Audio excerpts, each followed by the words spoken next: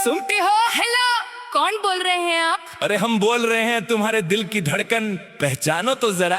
धड़कन छोड़ो भाई, सीधे सीधे नाम बताओ वरना फोन काट दूंगी। अरे रुको रुको, डीजे बजाओ फिर बताते हैं।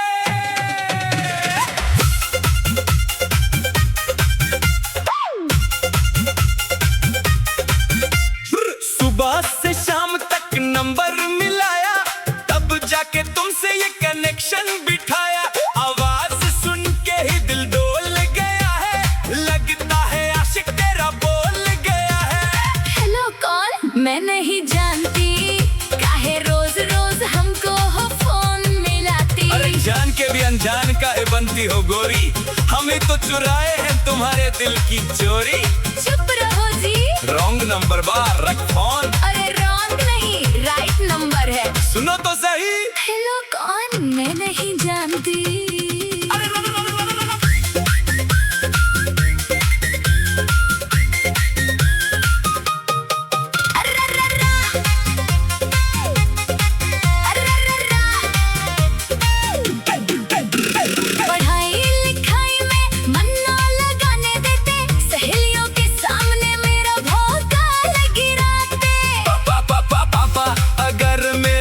लेंगे नंबर तो हड्डी पसली तुम्हारी तोड़ेंगे वो अंदर। अरे ससुर जी से हम खुद ही बात कर लेंगे, तुम्हारे ही घर बारात लेकर चलेंगे। तनी हंस के तो बोलना पास आके हट जा रे मजनू, तू जा यहाँ से, जा यहाँ से। काहे की हेलो कौन? मैं नहीं जानती, काहे रोज रोज हमको फोन मिलाती।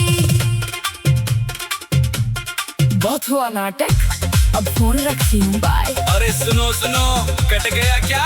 अरे यार फिर से नंबर मिलाना पड़ेगा। डीजे बाबू गाना बंद करो।